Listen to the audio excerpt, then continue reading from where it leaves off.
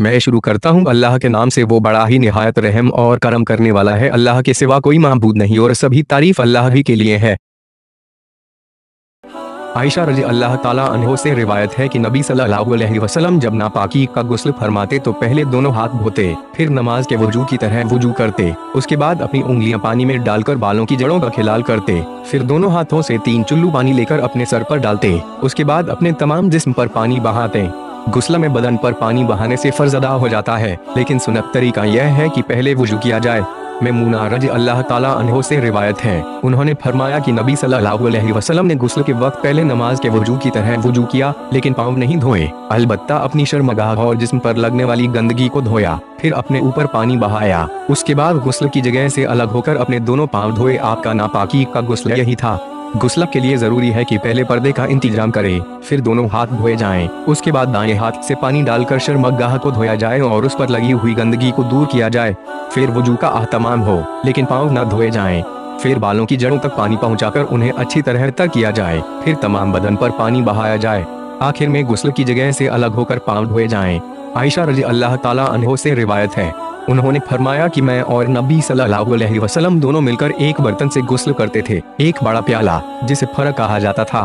عائشہ رضی اللہ تعالیٰ عنہ سے ہی روایت ہے کہ ان سے جب نبی صلی اللہ علیہ وسلم کی ناپاکی کے غسل کی حالت پوچھی گئی تو انہوں نے ایک سا کے برابر پانی کا برتن منگوایا، اس سے غسل کیا اور اپنے سر پر پانی بہایا۔ غسل کے بیچ حضرت عائشہ رضی اللہ تعالیٰ عنہ اور سوال کرنے والے کے بیچ پردہ لگا تھا۔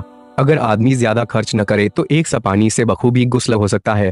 اس حدیث پر حدیث کا انکار کرنے والے بہت اعتراض کرتے ہیں کہ اس میں لوگوں کے سامنے غسل کرنے کا بیان ہے، لہٰذا حدیثوں کی سچائی بیکار ہے۔ حالانکہ غسل میں پردہ کیا گیا ہے اور جن کے سامنے آپ نے غسل کیا وہ آپ کے محرم تھے، کیونکہ ایک تو رضاعی بھانجا اور دوسرا رضاعی بھائی تھا۔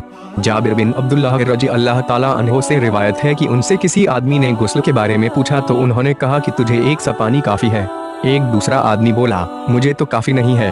جابر رضی اللہ تعالیٰ عنہ نے فرمایا کہ یہ مقدار اس آدمی کو کافی ہو جاتی تھی جس کے بال بھی تجھ سے زیادہ تھے اور وہ خود بھی تجھ سے بہتر تھا، یعنی رسول اللہ صلی اللہ علیہ وسلم۔ پھر جابر رضی اللہ تعالیٰ عنہ نے ایک کپڑے میں ہماری امامت کرائی۔ معلوم ہوا کہ حدیث کے خلاف جھگڑنے والے کو سختی سے سمجھانے میں کوئی حرج نہیں، جیسا کہ حضرت جابر رضی اللہ تعالیٰ عنہ نے حسن بن محمد بن حنفیہ کو سمجھایا۔ عائشہ رضی اللہ تعالیٰ عنہ سے روایت ہے، انہوں نے فرمایا کہ نبی صلی اللہ علیہ وسلم جب ناپاکی کا غسل کرنے کا ارادہ فرماتے تو کوئی چیز ہلاب جیسی منگواتے اور اسے اپنے ہاتھ میں لے کر پہلے سر کے دائیں حصے سے شروع کرتے، پھر بائیں طرف لگاتے تھے، اس کے بعد اپنے دونوں ہاتھوں سے تالو پر مالش کرتے۔ عائشہ رضی اللہ تعالیٰ عنہ سے ہی روایت ہے، انہوں نے فرمایا کہ میں رسول اللہ صلی اللہ علیہ وسلم کو خوشبو لگایا کرتی تھی، بعد میں آپ اپنی سب بیویوں کے پاس دورہ فرماتے، پھر دوسرے دن احرام باندھتے، اس کے باوجود آپ کی جسم مبارک سے خوشبو کی مہک نکل رہی ہوتی تھی۔ مسلم میں ہے کہ جب آدمی ہم بستر ہونے کے بعد دوبارہ بیوی کے پاس جائے تو وضو کر لے، لیکن وضو کرنے کا حکم واجب اور فرض نہیں ہے۔ انس رضی اللہ تعالیٰ عنہ سے روایت ہے، انہوں نے فرمایا کہ نبی صلی اللہ علیہ وسلم اپنی بیویوں کا رات دن کی ایک گھڑی میں دورہ کر لیتے، باوجود یہ کہ آپ کی 11 بیویاں تھیں۔ ایک دوسری روایت میں اور عورتوں کا ذکر ہے۔ انس رضی اللہ تعالیٰ عنہ سے پوچھا گیا، کیا آپ میں اس قدر طاقت تھی؟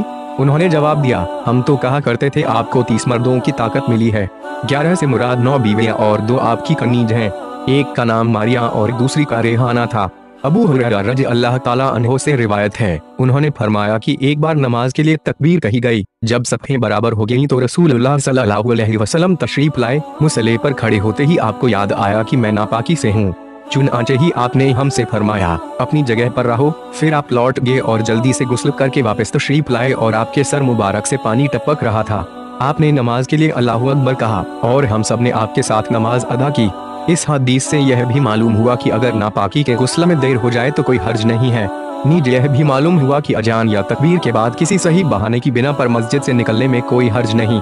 ابو ہریرہ رضی اللہ تعالیٰ عنہ سے ہی روایت ہے کہ نبی صلی اللہ علیہ وسلم نے فرمایا، بنی اسرائیل ایک دوسرے کے سامنے ننگے نہایا کرتے تھے جبکہ موسیٰ علیہ السلام اکیلے نہاتے۔ بنی اسرائیل نے کہا، اللہ کی قسم موسیٰ علیہ السلام ہمارے ساتھ اس لیے غسل نہیں کرتے کہ آپ کسی بیماری میں مبتلا ہیں۔ اتفاق سے ایک دن موسیٰ علیہ السلام نے نہاتے وقت اپنا لباس ایک پتھر پر رکھ دیا، ہوا یوں کہ وہ پتھر ان کا کپڑا لے بھاگا۔ موسیٰ علیہ السلام اس کے پیچھے یہ کہتے ہوئے دوڑے، اے پتھر میرے کپڑے دے دے، یہاں تک کہ بنی اسرائیل نے حضرت موسیٰ علیہ السلام کو دیکھ لیا اور کہنے لگے، اللہ کی قسم موسیٰ علیہ السلام کو کوئی بیماری نہیں۔ موسیٰ علیہ السلام ने अपने कपड़े लिए और पत्थर को मारने लगे। हजरत अबू हुरैरा रज़ी अल्लाह ताला अन्हो ने फरमाया, अल्लाह की कसम, मूसा अलैहिस्सलाम की मांच के 6 या 7 निशान उस पत्थर पर अब भी मौजूद हैं। बनी इसराइल का ख्याल था कि हजरत मूसा अलैहिस्सलाम के खुशिये गुप्तांग बड़े हुए हैं, इसलिए शर्म के मारे हमारे साथ नहीं नहाते, कहीं ऐब जाहिर ना हो जाए। इस हदीस से मालूम हुआ कि किसी जरूरत के पेश नजर दूसरों के सामने सतर खोलना जायज है। अबू हुरैरा रज़ी अल्लाह ताला अन्हो से ही यह दूसरी रिवायत है कि नबी सल्लल्लाहु अलैहि वसल्लम ने फरमाया, एक बार अय्यूब अलैहिस्सलाम नंगे नहा रहे थे कि उन पर सोने की मकड़ियां बरसने लगीं। अय्यूब अलैहिस्सलाम उन्हें अपने कपड़े में समेटने लगे। इस मौके पर अल्लाह ताला ने आवाज दी, ए अय्यूब, जो तुम देख रहे हो क्या मैंने तुम्हें उनसे बेनियाज नहीं किया? अय्यूब अलैहिस्सलाम ने कहा, मुझे तेरी इज्जत की कसम, क्यों नहीं, मगर मैं तेरे करम से बेनियाज नहीं हो सकता हूँ। इस हदीस से अल्लाह ताला के बात करने की खूबी भी साबित होती है। यह भी मालूम हुआ कि इस खूबी में आवाज भी है। उम्मे हानी बिनते अबू तालिब रज़ी अल्लाह ताला अन्हो से रिवायत है, उन्होंने फरमाया कि मैं फतह मक्का के साल रसूलुल्लाह सल्लल्लाहु अलैहि वसल्लम के पास गई तो मैंने आपको गुस्ल करते हुए पाया और फातिमा रज़ी अल्लाह ताला अन्हो आप पर पर्दा किए हुए थी। आपने फरमाया, यह कौन है?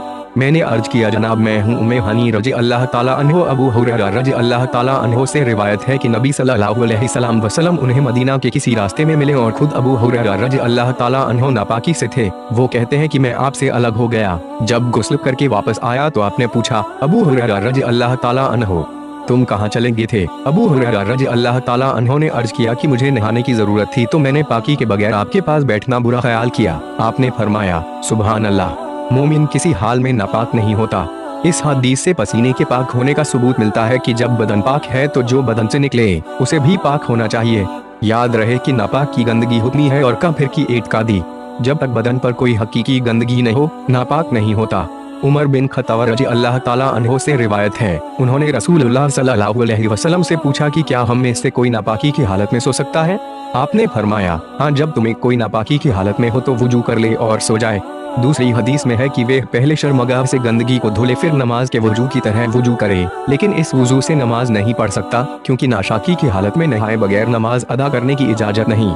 अबू हुरैरा रज़ी अल्लाह ताला अन्हो से रिवायत है कि नबी सल्लल्लाहु अलैहि वसल्लम ने फरमाया, जब मर्द अपनी औरत के चारों हिस्सों के बीच बैठ गया फिर उसके साथ कोशिश की यानी दुखूल किया तो यकीनन गुस्ल जरूरी हो गया। बाज हजरात ने यह बात इख्तियार की है कि सिर्फ दुखूल से गुस्ल वाजिब नहीं होता जब तक मनी न निकले। शायद वह हदीस न पहुंची हो।